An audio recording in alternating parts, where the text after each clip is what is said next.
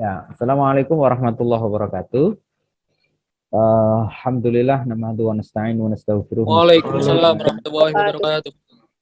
Ya, sayyiati amalina, may yahdihillahu fala mudhillalah, may yudhlil fala hadiyalah. Kita bersyukur ya bersama pada kesempatan sore ini bisa ya melanjutkan thalabul ilmi kita dan juga mencoba untuk berusaha ya dalam segala kondisi berbagi ilmu dan tentu memberikan niatan baik ya, positif kepada orang-orang di sekitar kita. Dalam kesempatan ini akan dipresentasikan ya bahan kajian kita untuk menjadi tema bahasannya mengenai hubungan adab dan akhlak ya, sehingga semoga apa yang kemudian bisa kita bahas pada kesempatan ini, saya nanti waktu sepenuhnya saya berikan dulu semampu ya, sebutuh ya teman-teman sekalian, mana nanti yang bisa dibahas dan dikaji bersama ya. Oke, baik, kita buka dulu dengan bacaan basmalah. Bismillahirrahmanirrahim. Semoga lancar semuanya dan berbuah berkah. Terima kasih. Waktu selanjutnya kita berikan kepada Mas Krisna ya dan Mas Ahmad Singgih untuk mengawali bahasan kita tentang hubungan adab dan akhlak, melanjutkan tema kita yang awal kemarin antara relasi adab dan juga bagaimana kita memposisikan diri di dalam kajian peradaban Islam. Mangga silahkan Kang Krisna. Wah, ya. Baik Bapak, terima kasih atas waktu yang telah diberikan. Sebelumnya saya mohon izin, yang saya hormati Bapak Dr. Ahmad Zainur Rashid dan teman-teman yang saya banggakan. Pada kesempatan kali ini saya dan rekan saya Ahmad Singgih Khuluqin Azim akan mempresentasikan hasil diskusi kami mengenai hubungan adab dan akhlak.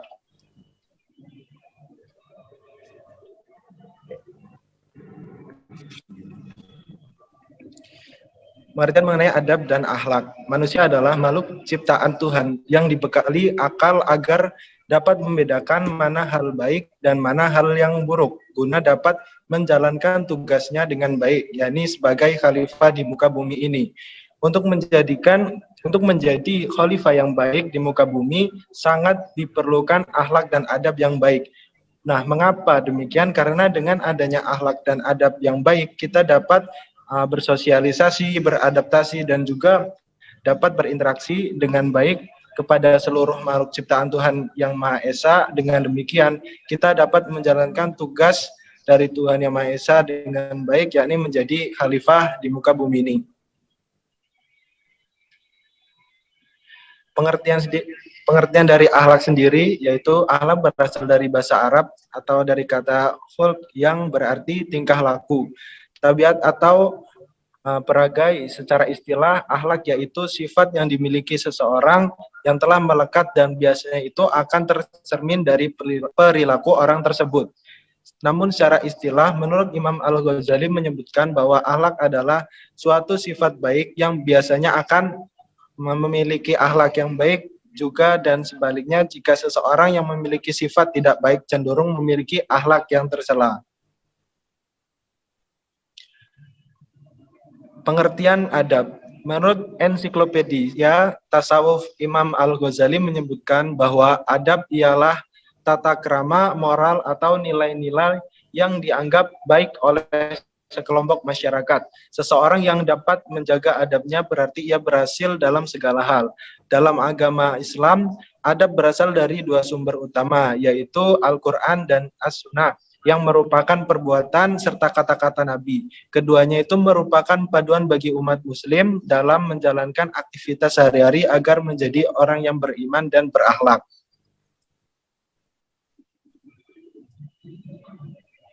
Untuk selanjutnya, hubungan adab dan akhlak. Kategori manusia berakhlak dan beradab dalam perspektif Islam memiliki tafsiran yang berbeda.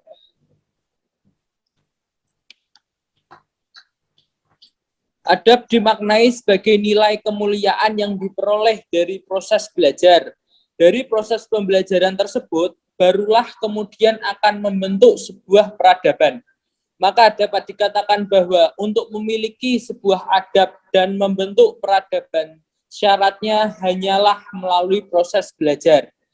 Inilah mengapa zaman dahulu banyak dibangun peradaban, seperti peradaban di Mesir ataupun di Yunani. Tak hanya itu, di Jepang juga terdapat banyak peradaban, seperti penerapan budaya antre yang tak pernah lepas sebagai kebiasaan sehari-hari warga Jepang. Namun, berbeda dengan akhlak. Akhlak dimaknai sebagai nilai kemuliaan yang dihasilkan dari proses beribadah kepada Allah Subhanahu wa Ta'ala. Karenanya, orang yang beradab tak bisa dipastikan bahwa ia berakhlak. Nilai inilah yang dapat dikatakan fitrah kehidupan karena didapati dari yang dihasilkan oleh ibadah. Terkait dengan itu, proses penciptaan manusia disebut kholik, sedangkan penciptanya disebut dengan kholik, sehingga Allah Subhanahu wa Ta'ala disebut sebagai sang kholik. Hal ini sebagaimana tertulis dalam surah Al-Hijr ayat 28 yang artinya, dan ingatlah ketika Tuhanmu berfirman kepada para malaikat, sungguh aku akan menciptakan seorang manusia dari tanah liat kering, dari lumpur hitam yang diberi bentuk. Al-Hijr ayat 28. Karakter manusia yang mulia bisa diperoleh melalui ibadah untuk mencapai akhlak tinggi. Seperti contohnya akhlak yang dimiliki oleh baginda Nabi Muhammad SAW yang didasari oleh ibadah sepanjang hayat beliau. Ibadah-ibadah yang dijalankan dengan benar secara tak langsung akan membentuk sebuah akhlak yang mulia. Hal ini yang otomatis akan menghindari orang beriman untuk mendekati maksiat seperti meminum khamr dan berzina atau dan yang lain-lain. Untuk sumber dari PowerPoint ini dari Muslim Occasion, dari Safa Al-Ansor, Merdeka, dan News Detik.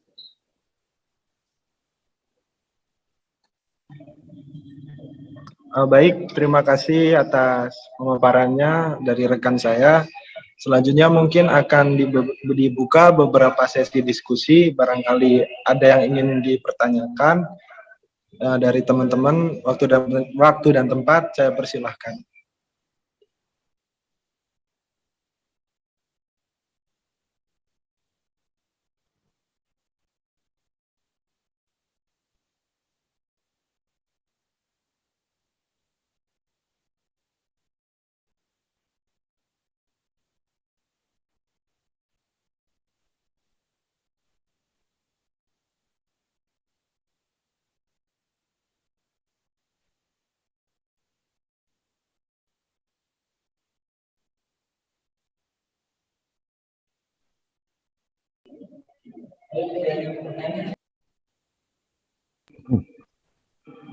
Baik, bagaimana? Apakah ada yang ingin bertanya? Jika sudah cukup jelas presentasi kali ini, saya serahkan kepada Bapak Dr. Ahmad Zainur Rashid. Silakan, harus ada yang tanya dulu ya. Ya, Pak. Silakan, ini ada 27. Masa 1-2 pertanyaan enggak ada? Ya, sok, silakan.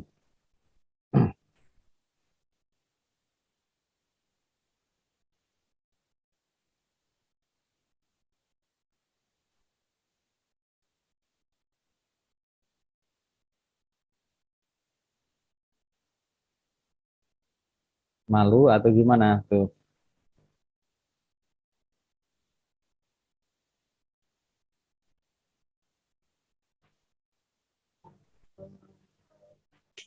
Maaf Bapak, izin bertanya. Ya, silakan ke Mas Krisna ya, Mas Singgih. Oke, silakan, Mbak. Tadi kan dijelaskan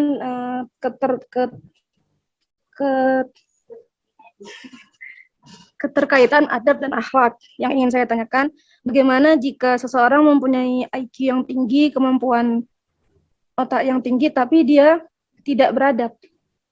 Bagaimana solusinya? Terima kasih. Bisa diulang tadi?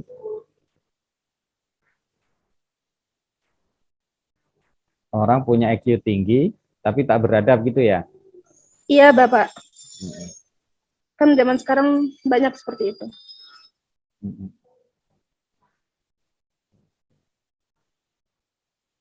Mungkin share screen-nya bisa di off-kan dulu, Mas Singgih.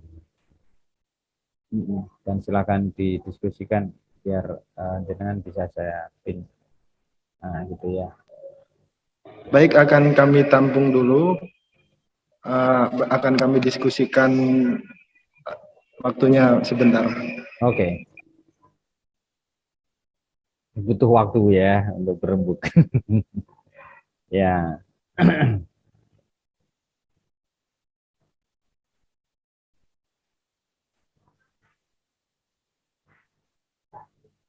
Sambil menunggu tadi, Mbak, silahkan maksud bisa dieksplor gitu pertanyaan nanti biar juga saya bantu untuk mengeksplorasi.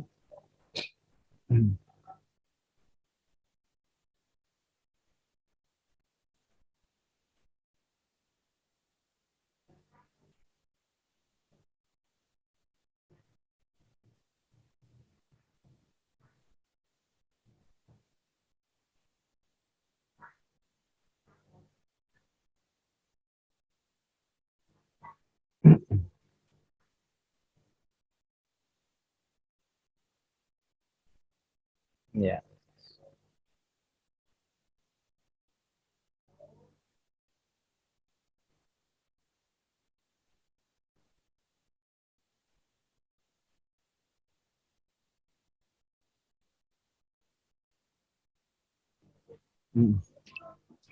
Assalamualaikum warahmatullahi wabarakatuh. Ya, waalaikumsalam. Untuk menurut saya sendiri, kalau ada orang yang beradab, tapi kalau ada orang yang ber-EQ tinggi atau orang pintar tapi tidak beradab, itu sama aja mungkin ilmunya itu sia-sia. Karena Ibnul Qayyum rahimahullah pernah berkata, adab seseorang adalah tanda kesuksesan dan kebahagiaannya. Kurang adab adalah tanda kegagalan dan kesedihan. Tak ada karunia yang paling bisa mendatangkan kebaikan dunia dan akhirat melebihi adab. Dan tak ada musibah yang paling bisa menghalangi seseorang dan kebaikan dunia dan akhirat melebihi kurangnya adab. Jadi kalau orang yang mempunyai kecerdasan lebih tapi tidak punya adab, menurut saya ilmunya itu sia-sialah. Menurut saya seperti itu. Wassalamualaikum warahmatullahi wabarakatuh. Waalaikumsalam warahmatullahi wabarakatuh. Boleh izin menambahkan sedikit? Ya, silakan. Jadi itu pada intinya IQ tinggi itu tidak bisa dijadikan patokan orang itu bisa beradab atau mempunyai akhlak yang baik. Mungkin bisa saja solusinya adalah seperti kita lebih mendekatkan diri kan kepada Tuhan Yang Maha Esa, terus juga bagaimana cara kita itu mendekatkan menjaga hubungan yang baik terhadap orang tua. Mungkin juga orang dari pengalaman orang tua juga bisa memberikan pelajaran yang terbaik buat kita. Nah, terus kembali kepada kita sendiri, apakah kita itu mau membenahi diri kita atau tidak, atau kita bersifat bodoh amat seperti itu. Apakah pertanyaan sudah terjawab dengan jelas? Bagaimana, Mbak? Alhamdulillah sudah. Terima kasih. Oke, sama-sama. Oke, good. Enggak lagi, silakan.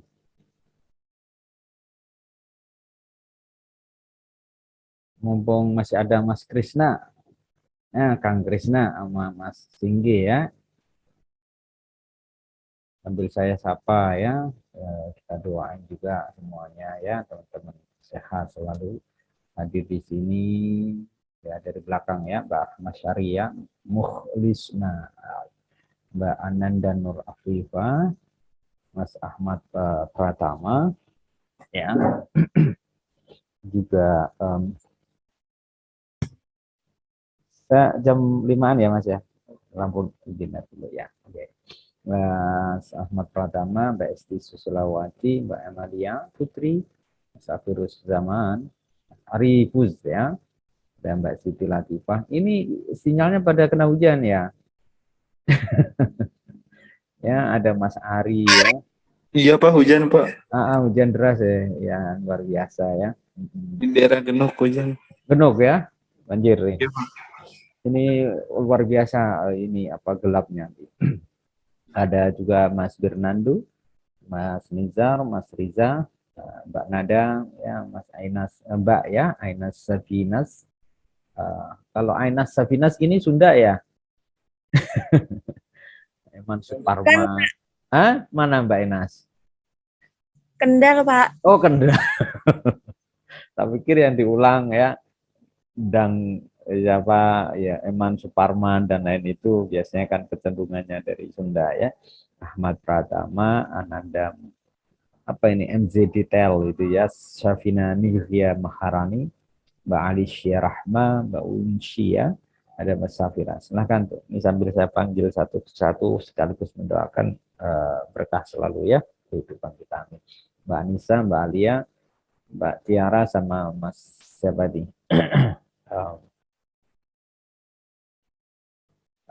Oke. Ya Mas Indi ya, Mas Riza, Mbak Riza Asika. Oke, silahkan. Ya, kita masih punya beberapa menit nanti sebelum kita kembangkan dan saya jawab. Satu lagi, silahkan. Mungkin Mbak Nada Nur, Mbak Nur Nada atau Nada Nur, Anjali Dewi Syarafina, Mas Ahmad Pratama. Belum Pak, belum dapat. Dapat apa? Ilham, Wangsit. Dapat yang mau ditanyain. Tanya aja tuh, apa yang Anda maksud dengan relasi kuat akhlak dan adab? Kenapa harus dihubungkan gitu? Banyak kuncinya ya, kunci di dalam orang diskusi itu mah kalau menurut saya yang penting berujar dulu gitu. The next itu baru muatan kualitas pertanyaan. Tapi the first times, this is the key of our study or our discussion itu adalah how we can create our questions. Ibarat kata begini, kalau teman-teman ya mengkaca dari peradaban Islam yang awal, ya, apa orang-orang para ilmuwan dulu itu selalu berpikir kenapa ini bisa terjadi. Lalu ada proses apa yang menjadi latar belakangnya.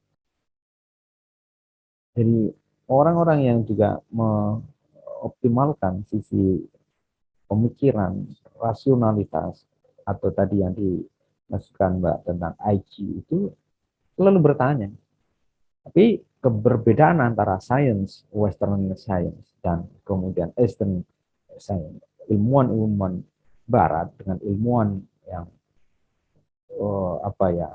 bolehlah hanya untuk membatasi gitu ya. Sesungguhnya dikotomi itu kan hanya membuat batasan-batasan wilayah mana yang Barat, mana yang Timur.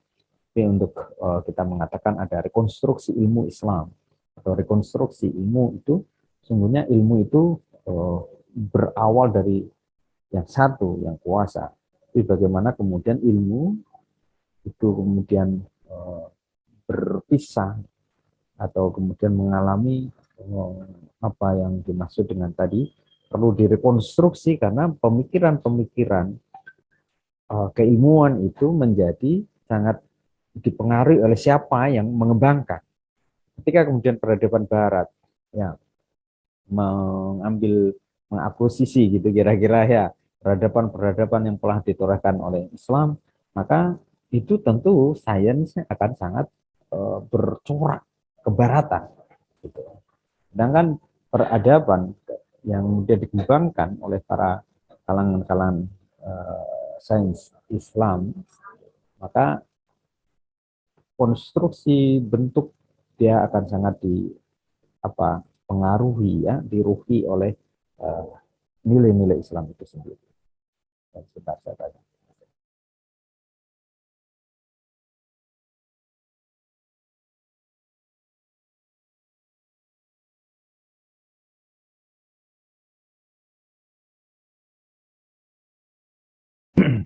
Ya, jadi berkaitan dengan tadi yang ditanyakan oleh sebelumnya, kita lihat ini ya. Saya ambil. Ya, kita lihat dulu betapa pandangan. Ini suara saya jelas ya, Mas Krisna ya, dan teman-teman ya. Oke, Pak. Nggak putus-putus kan? Oke. Jadi kita ini konsep hakikat tentang Tuhan, tentang wahyu, tentang penciptaan itu mempengaruhi pola hidup kita. Kenapa sains Barat itu ya dengan segala perilaku dan pilihan-pilihan tindakannya ya, cenderung tidak cukup kental dengan teologi itu, karena bisa jadi para sains itu sendiri tidak melibatkan konsep teologis atau kebertuhanan di dalam pengembangan keilmuannya. Ya, maka tadi bentar.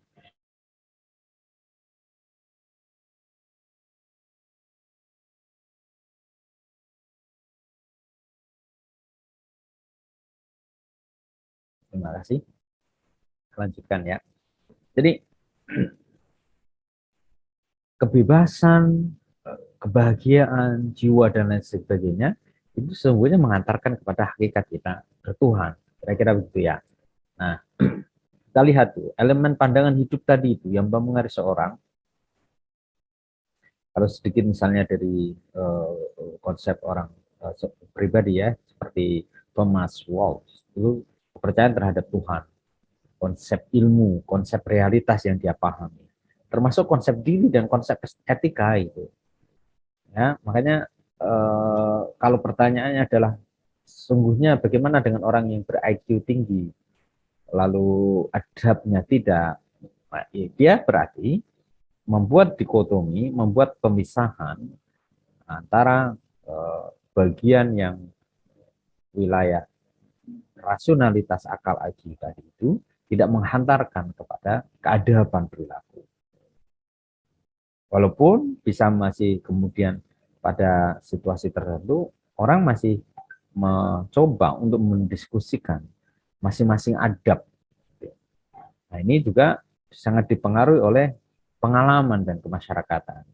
Ya, kita lihat dulu misalnya prinsip di dalam peradaban Islam, kesejarahan, ya, bagaimana kemudian rangkaian-rangkaian peristiwa itu menghantarkan pada sisi peradaban, keumatan, estetika, termasuk akhlak. Peradaban Islam adalah peradaban akhlak madani, husnul khuluq, ya, bagaimana Rasulullah contohkan dan juga para sahabat. Nah, sehingga ketika tadi itu membahas tentang bagaimana relasi antara IQ dan peradaban itu menjadi sesuatu yang sangat kuat. Betul tadi itu.